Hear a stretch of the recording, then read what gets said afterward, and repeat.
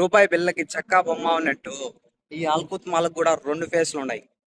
పాత అల్కుత్ మాల్కి ఒకటి చెప్పినా కదా ఇంతకు ముందు వీడియోలో, ఈ ఫిషర్ మ్యాన్లు, ఫిషింగ్ బోట్లు, వాళ్ళ కష్టం అంతా ఒక పక్క.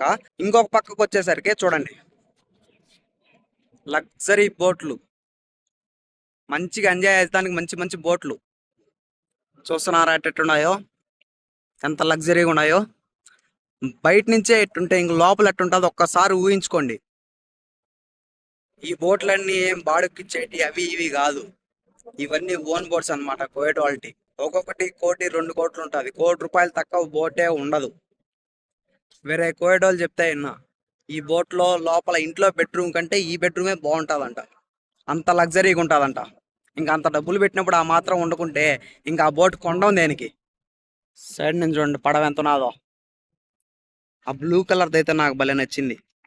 అన్నిట్లే కలర్ డిఫరెంట్గా కనపడుతుంది, ఎందుకంటే అన్ని బోట్లు వైట్గానే ఉన్నాయి, అదొక్కటే వేరే కలర్ ఉన్నది. దీనికైతే ఏకంగా కిటికీలు కూడా ఇచ్చి ఉంటాడు ఈడ. కింద గ్రౌండ్ ఫ్లోర్ ఒకటి, మధ్యలో ఒకటి, పైన 3వ ఫ్లోర్ ఒకటి. వీటి మెయింటెనెన్స్ ఏడుండే వాళ్ళ చూసుకుంటారు. ఇది ఈడ పార్క్ చేసేది ఫ్రీ అయితే కాదు, డబ్బులు ఉంటాయి దాంట్లోనే, మెయింటెనెన్స్ కూడా. ఇది ఎంట్రన్స్ ఆ బోట్లు కాడికి పోవాలంటే, కానీ మనకి ఎంట్రీ లేదు. నేను ఇంతకు ముందు వీడియోలో చెప్పినట్టు సేమ్ ర్యాంప్ ఇది కూడా వాటర్ లెవెల్కి తగ్గట్టు అడ్జస్ట్ అవుతుంది. ఈ బోట్లు ఒక్క పాహిల్ అల్కుత్ కాడే కాదు, మెరీనా బీచ్ దగ్గర కూడా ఉంటాయి. మెరీనా అంటే మళ్ళీ మీరు చెన్నైకి పోయారు కాదు కాదు, కువైట్ లో కూడా ఒక మెరీనా బీచ్ ఉన్నది, సాల్మియాలో. దాని పక్కనే మెరీనా మాల్ కూడా ఉన్నది. ఆ మాల్ కాడ ఇట్లాంటి బోట్లు కూడా ఉంటాయి. ఆ బోట్లు పార్కింగ్ కాడే స్టార్ బుక్స్ కూడా ఉన్నది. ఎవరికన్నా కాఫీ కావాలంటే మళ్ళీ దూరం నడిచిపోకుండా ఇదే పాహిల్ బీచ్. వీళ్ళు చూడండి రాళ్ళన్నీ ఎట్ట పేర్చి పెట్టున్నారు, ఎందుకంటే ఈ పక్క బోట్లు ఉంటాయి, ఈ పక్క సముద్రం. నీళ్ళు ఎక్కువ అయిపోయినప్పుడు బోట్ల దగ్గర రాకూడదని ఈ రాళ్ళన్నీ పేర్చి పెట్టినారు. ఆ లాస్ట్ దాకా చూస్తున్నారా, ఆ పక్క ఫిషింగ్ బోట్ల దాకా ఈ రాళ్ళు ఉంటాయి అన్నమాట. మనల్ని అయితే అదో ఆడిదాకా కూడా పోనీరు, మహా అంటే ఈడి దాకే, ఎక్కువ పోనీరు. ఏమంటే సేఫ్టీ అంటారు, సెక్యూరిటీ వచ్చేస్తాడు మనం దూరంగానే పోయినామంటే. ఈ సముద్రంలో నీళ్లు చూడండి ఎంత బ్లూగా ఉన్నాయో, స్కై బ్లూ కలర్ లో లైట్ గ్రీన్ మిక్స్ అయ్యి. బీచ్ లో ఒక్కడంటే ఒక్కడు కూడా లేడు, ఎందుకంటే ఈ రోజు కొంచెం దుమ్ములేసి ఉన్నది, అందుకే ఎవరు లేరు బీచ్ లో. కనపడుతున్నాయా నీళ్లు ఎంత క్లీన్ గా ఉన్నాయో. నేను ఇంటికాడ కూడా చాలా బీచ్లకు పోయినా, మెరీనా బీచ్కి పోయినా, ఇంకోటి నెల్లూరులో కూడా చాలా బీచ్లకు పోయినా. మాక్సిమం అన్ని కవర్ చేసిన నెల్లూరులో అయితే అన్ని బీచ్లు, కానీ ఇంత క్లీన్ గా అయితే నాకు నీళ్ళు ఏడా కనపడలా. ఇంకా పక్క గోవా ఆ పక్కకి అడిగన్నా పోతే కనపడతాయేమో నాకు తెలియదు, ఎప్పుడు పోలా. అంతేలే, ప్రాంతానికి తగ్గట్టు భాషే మారిపోతుంది, ఇంకా దేశాల్లో సముద్రాలు మారవా.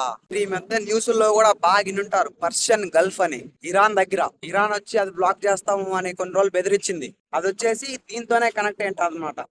ఇది కూడా ఆసీకే కనెక్ట్ అయి ఉంటుంది. ఈ సముద్రం దానికి ఎందుకు కనెక్ట్ అయి ఉంటుందంటే, ఈ అల్కుత్ మాల్కి ఆ పక్క కొంచెం ఆ పక్క ఇవన్నీ ఉంటాయన్నమాట పోర్ట్. దాంట్లోంచి ఈ పోర్ట్ లోంచే ఆయిల్, క్రూడ్ ఆయిల్ వచ్చేసి ఎక్స్పోర్ట్ అవుతుంది అన్ని దేశాలకు కూడా.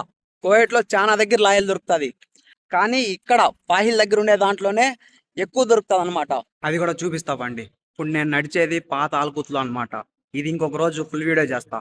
చూస్తున్నారు ఆల్కుత్ లో, ఇది స్విమ్మింగ్ పూల్ అయితే కాదు, ఫౌంటైన్ లాగా అనమాట. మొత్తం లైట్ వర్క్స్ అన్ని భలే ఉంటాయి రాత్రిలో వచ్చినామంటే. చూస్తున్నారా వాటర్ ఎట్లా వస్తున్నాయో మధ్యలో నుంచి. ఆపోజిట్ లో కూడా చూపిస్తుంది, ఇది దానికి ఆపోజిట్ లో అనమాట. నైట్ అయితే భలే ఉంటుంది చూసేదానికి.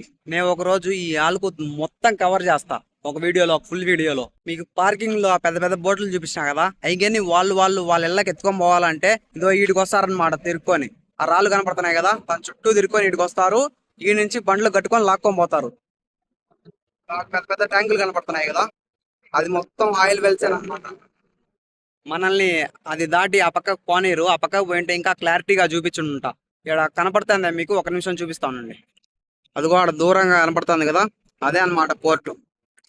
దానికి ఇటు సైడ్ వచ్చేసి అంతా ఆయిల్ వెల్ అనమాట.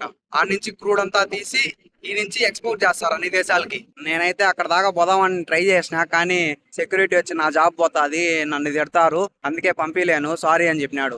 సర్లే అని చెప్పి వాడిని కూడా అర్థం చేసుకోవాలి కదా అని చెప్పి వచ్చేసిన పోకుండా. అందుకే మీకు దగ్గర నుంచి చూపించలేకపోతున్నా. వీడియో కానీ నచ్చితే లైక్ చేయండి, కామెంట్ చేయండి, షేర్ చేయండి.